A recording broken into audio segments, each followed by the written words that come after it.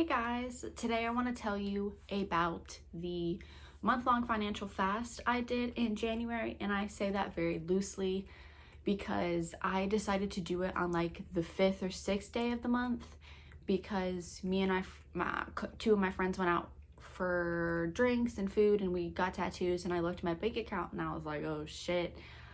And one of the friends I was with had been trying to do that, so I was like, oh, okay, let me hop on that train with you and see if I can teach myself better money management, right? So the way I did it was, you can buy all of your necessities. Like if you need gas, if you need groceries, if you ran out of shampoo, or you ran out of anything that you use like on the daily that you're gonna struggle to have without, like you can obviously buy toothpaste. If you lost your toothbrush, buy toothbrush. If you need shoes for work, buy shoes for your work. Or if you need new clothes that are specifically for work, then go ahead and buy those, because that's a necessity, because you're going to wear it to work where you're going to make your money.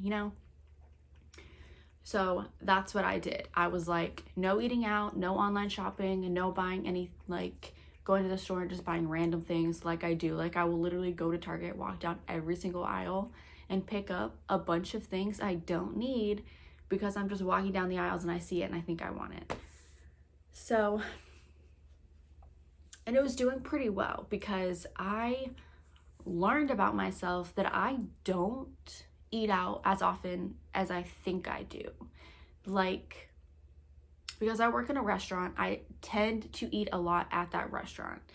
And where I spend the money is when I get tired of eating the food at that restaurant, I will order like DoorDash or pizza or something to the store because I'm tired of eating the food there.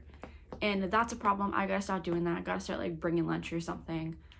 But most of the times, the only time I really eat out is after work. If I didn't eat later, like earlier in the night, I will pick something up if I'm closing, like I got off late and I don't want to come home and cook anything. I don't do that very often. Or if I'm like going in to close and I haven't eaten yet that day, I'll pick up something and that'll be like the first thing I ate that day. I gotta stop doing that. I gotta start cooking more at home. And then a lot of times when I'm grocery shopping, I will buy a lot of snacks and I'll buy things like for a recipe and then never make the recipe, and then the food just gets old in the fridge. So I also started, making lists of like, oh, I'm gonna do this, and like you gotta use this stuff, like, because I think I don't like making recipes, because when it comes to the day that I'm gonna make it, I've like talked myself out of like, oh, you don't really want that, you don't really know how to make that, why are you gonna waste your time? So I figured instead of doing recipes, I'm just gonna buy smaller ingredients that I can make multiple things of without like a concrete recipe in mind, so that I'm just like, oh, okay, well, if I buy this, I can make fried rice, and I can make a lettuce wrap taco, and I can do this, so that I just know in my head I can make any of those things because I have all the ingredients, and it's not such a big of, do I really want to make this one complicated thing, And doing this fast, I really figured out that it's not my day-to-day spending that's a problem, it's my online shopping that is a problem. And not really because I'm just always buying things online. It's that when I buy things online, I buy a load of things online. And I don't mean like I just fill up a cart with $500 and then buy it. I fill up a cart with $500 and then put it on Afterpay or Klarna or something like that. So then I'm paying for this thing that I ordered over the span of like 4 or 5 weeks.